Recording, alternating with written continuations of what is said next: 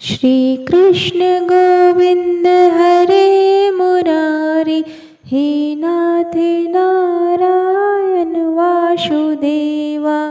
आप सभी भक्तगणों का हमारे YouTube चैनल आध्यात्मिक कथा में बहुत बहुत स्वागत है।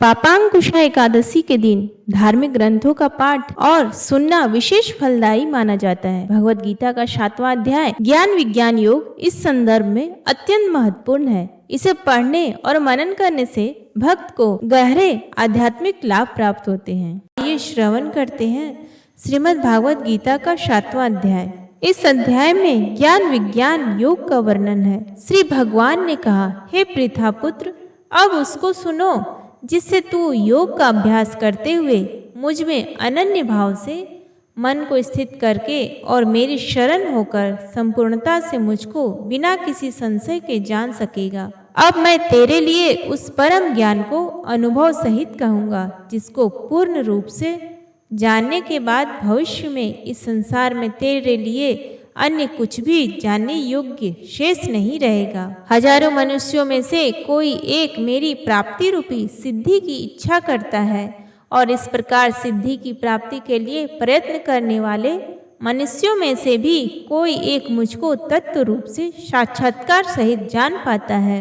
पृथ्वी, जल, अग्नि, वायु, आकाश, मन, बुद्धि और अहंकार, ऐसे यह 8 प्रकार के भेदों वाली तो मेरी जड़ स्वरूप अपरा प्रकृति है। हे महाबाहु अर्जुन, परंतु इस जड़ स्वरूप अपरा प्रकृति के अतिरिक्त अन्य चेतन दिव्य स्वरूप परा प्रकृति को जानने का प्रयत्न कर, जिसके द्वारा जीव रूप से संसार का भोग किया जाता है।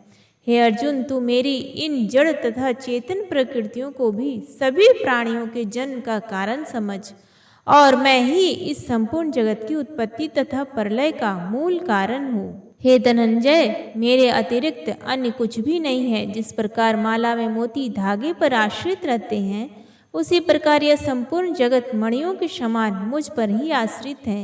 हे कुंती पुत्र, मैं ही जल का स्वाद हूँ, सूर्य तथा चंद्रमा का प्रकाश हूँ, समस्त वैदिक मंत्रों में ओंकार हूँ, आकाश में ध्वनि हूँ और मनुष्यों द्वारा किया जाने वाला पुरुषार्थ भी मैं ही हूँ।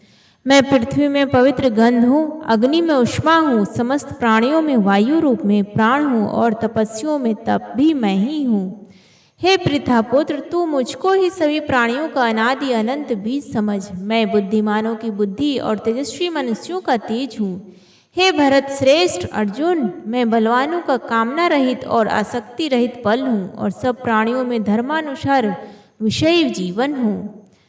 प्रकृति के 3 गुण, सत्व गुण, रजगुण और तम गुण से उत्पन्न होने वाले भाव, उन सब को तू मुझसे उत्पन्न होने वाले समझ, परंतु प्रकृति के गुण मेरे अधीन रहते हैं, मैं उनके अधीन नहीं हूँ। प्रकृति के इन 3 गुणों से उत्पन्न भावों द्वारा संसार के सभी जीव मोहग्रस्त रहते हैं। इस कारण प्रकृति के गुणों से अतीत मुझ परम अविनाशी को नहीं जान पाते हैं। यह तीनों दिव्य गुणों से युक्त मेरी अपरा शक्ति स्वरूप माया को पार कर पाना असंभव है, परंतु जो मनुष्य मेरे शरणागत हो जाते हैं वह मेरी इस माया को आसानी से पार कर जाते हैं। मनुष्यों में अधर्मी और दुष्ट स्वभाव वाले मूर्ख लोग मेरी शरण ग्रहण नहीं कर सकते हैं। ऐसे नास्तिक स्वभाव धारण करने वालों का ज्ञान मेरी माया द्वारा ही कर लिया जाता है। हे भरत श्रेष्ठ अर्जुन, 4 प्रकार के उत्तम कर्म करने वाले, आर्त दुख से निवृत्ति चाहने वाले, अर्थार्थी धन संपदा चाहने वाले, जिज्ञासु केवल मुझसे जानने की इच्छा वाले और ज्ञानी मुझसे ज्ञान सहित जानने वाले भक्त मेरा स्मरण करते हैं। इनमें से वह ज्ञानी सर्वश्रेष्ठ है जो सदैव अनन्य भाव से मेरी शुद्धि भक्ति में स्थिर रहता है, क्योंकि ऐसे ज्ञानी भक्त को मैं अत्यंत प्रिय होता हूँ और वह मुझसे अत्यंत प्रिय होता है।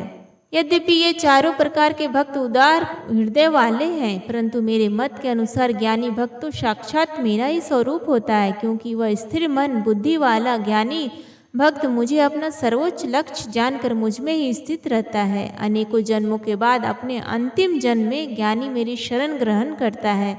उसके लिए सभी के हृदय में स्थित सब कुछ मैं ही होता हूँ। ऐसा महात्मा अत्यंत दुर्लभ होता है। जिन मनुष्यों का ज्ञान सांसारिक कामनाओं के द्वारा नष्ट हो चुका है, वे लोग अपने अपने स्वभाव के अनुसार पूर्व जन्मों के अर्जित संस्कारों के कारण प्रकृति के नियमों के वश में होकर अन्य देवी देवताओं की शरण में जाते हैं। जैसे ही कोई भक्त जिन देवी देवताओं के स्वरूप को श्रद्धा से पूजने की इच्छा करता है, मैं उसकी श्रद्धा को उन्हीं देवी देवताओं के प्रति स्थिर कर देता हूँ।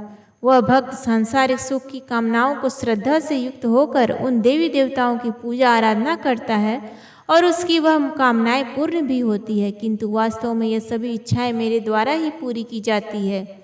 परंतु उन अल्प बुद्धि वालों को प्राप्त वह फल क्षणिक होता है और भोगने के बाद समाप्त हो जाता है। देवताओं को पूजने वाले देवलोक को प्राप्त होते हैं, किंतु मेरे भक्त अंततः मेरे परम धाम को ही प्राप्त होते हैं। बुद्धिहीन मनुष्य मुझ अप्रकट परमात्मा को मनुष्य की तरह जन्म लेने वाला समझते हैं, इसलिए वह मेरे सर्वश्रेष्ठ अविनाशी स्वरूप के परम प्रभाव को नहीं समझ पाते हैं। मैं सभी के लिए प्रकट नहीं हूँ, क्योंकि मैं अपनी अंतरंगा शक्ति योग माया द्वारा आच्छादित रहता हूँ। इसलिए यह मूर्ख मनुष्य मुझ अजन्मा अविनाशी परमात्मा को नहीं समझ पाते हैं। हे अर्जुन, मैं भूतकाल में, वर्तमान में और भविष्य में जन्म मृत्यु को प्राप्त होने वाले सभी प्राणियों को जानता हूँ, परंतु मुझे कोई नहीं जानता है। हे भरतवंशी, हे शत्रु विजेता, संसार में सभी प्राणों इच्छा, द्वेष आदि द्वंद्वों से उत्पन्न मोह के कारण जन्म लेकर पुनः मोह को प्राप्त होते हैं। परंतु जिस मनुष्य ने पूर्व जन्मों में और इस जन्म में पुण्य कर्म किए हैं तथा उसके सभी पाप पूर्ण रूप से नष्ट हो चुके हैं, वह दृढ़ संकल्प के साथ मेरी भक्ति करके मोह आदि सभी द्वंद्वों से मुक्त हो जाता है।